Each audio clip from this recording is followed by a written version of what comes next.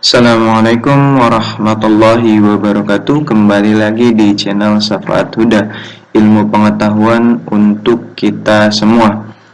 Baik, kali ini saya akan membahas tentang guru sebagai fasilitator. Nah, terlihat dari kata ya, fasilitator. Jadi di sini guru ya berperan sebagai fasilitator, berperan sebagai pendukung ya. Jadi guru bukan lagi menjadi pusat kegiatan, tetapi dia sebagai pendukung. Nah, di mana pendukung ini posisinya adalah berawal dari memahami bagaimana siswa itu belajar, bagaimana siswa itu mengalami kendala dalam pembelajaran.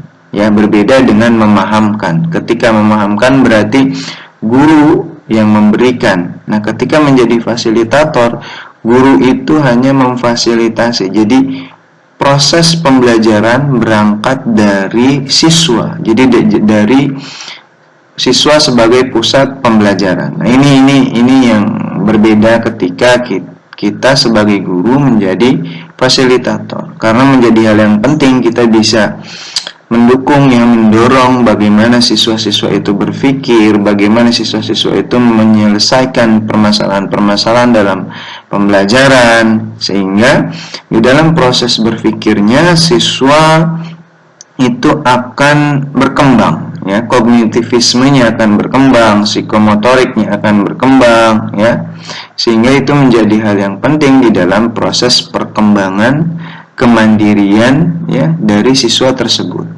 Seperti itu. Jadi itu yang harus dipahami terlebih dahulu ya. Jadi kita memahami siswa, bukan memahamkan. Nah, berangkat dari situ nanti kita akan memiliki solusi-solusi, akan memiliki cara-cara, memiliki metode-metode yang tepat sehingga mampu dan dapat memaksimalkan kompetensi siswa nantinya ya. Potensi siswa ya, seperti itu. Lanjut ya. Nah, ini ada gambar guru dengan peserta didik siswa ya. Kalau misalkan dilihat seperti ini, maka ada hal-hal yang harus dimiliki guru ya ketika guru menjadi fasilitator ya. Nah, ini kriteria fasilitator. Yang pertama ya, dapat lebih mendengarkan peserta didik terutama tentang aspirasi dan perasaannya. Nah, ini menjadi hal yang penting ya. Mendengarkan peserta didik itu bukan berarti hanya mendengarkan saja. Ya, dengan mendengarkan kita dapat menciptakan ya proses pembelajaran yang baik ya.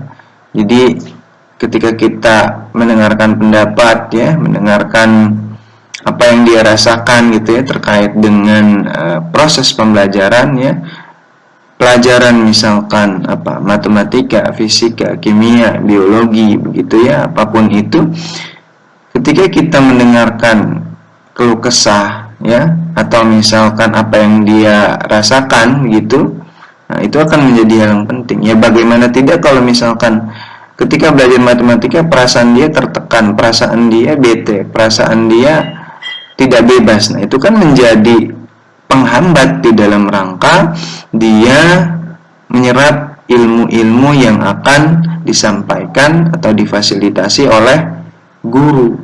Ya, itu menjadi hal yang sangat amat penting.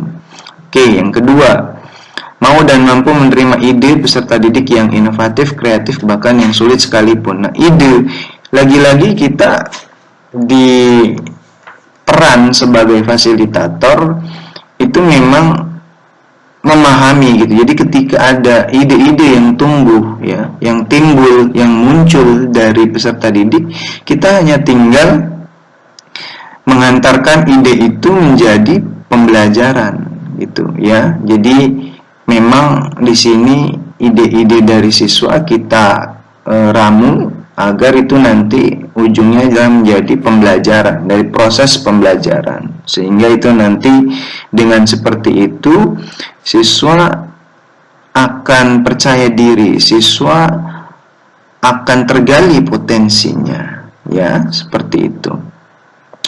Yang ketiga, lebih meningkatkan perhatian terhadap hubungan dengan peserta didik seperti halnya terhadap bahan pelajaran. Nah, ini juga menjadi hal yang penting nih.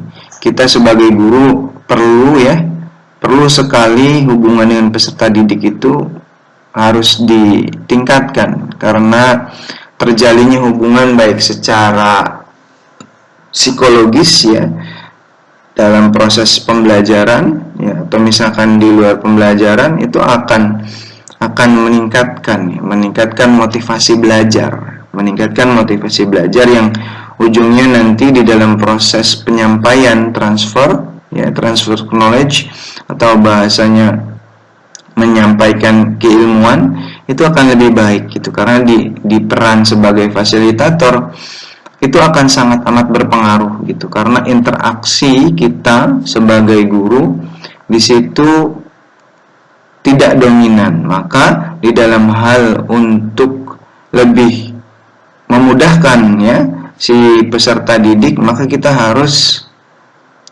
ada hubungan, ada chemistry, ada hubungan khusus dengan peserta didik ya. Hubungan khusus di sini maksudnya di dalam proses pembelajaran ya, sehingga nanti itu akan mendukung proses pembelajaran dengan baik dan lancar gitu.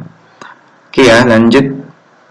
Nah, selanjutnya adalah toleran ya, toleran terhadap kesalahan yang diperbuat peserta didik selama proses pembelajaran. Nah, di dalam guru sebagai fasilitator, toleran terhadap kesalahan yang dilakukan oleh peserta didik atau siswa ini menjadi hal yang penting ya. Karena posisinya mereka adalah peserta didik ya, yang terus belajar. Nah, di dalam sebuah kaidah, ketika kita belajar, ketika kita takut salah ya, ketika peserta didik takut salah, maka itu menjadi hal yang negatif atau menghambat di dalam proses pembelajaran. Jadi ketika siswa mengalami atau mengambil kesimpulan atau melakukan langkah-langkah kesalahan di dalam proses pembelajaran, di dalam proses praktikum, yaitu biarkan saja gitu ya, biarkan saja terlebih dahulu. Kita mengamati ya, kita mengevaluasi, nanti ketika di akhir proses pembelajaran ya, di akhir proses praktikum misalkan, nah kita memberikan perbaikan-perbaikan, memberikan arahan-arahan ya, sehingga tidak langsung dijudge ya, tidak langsung dinilai, tidak langsung dihakimi begitu. Nah, dengan begitu proses pembelajaran di dalam rangka mengembangkan potensi peserta didik ya, itu akan menjadi lebih maksimal ya, menjadi lebih maksimal, dan kita posisinya sebagai fasilitator ya, atau mendukung proses pembelajaran ya, atau mempermudah proses pembelajaran ya, sehingga di dalam proses pembelajaran tersebut ya, insya Allah akan tercapai proses pembelajaran ya, tujuan pembelajaran tercapai dengan baik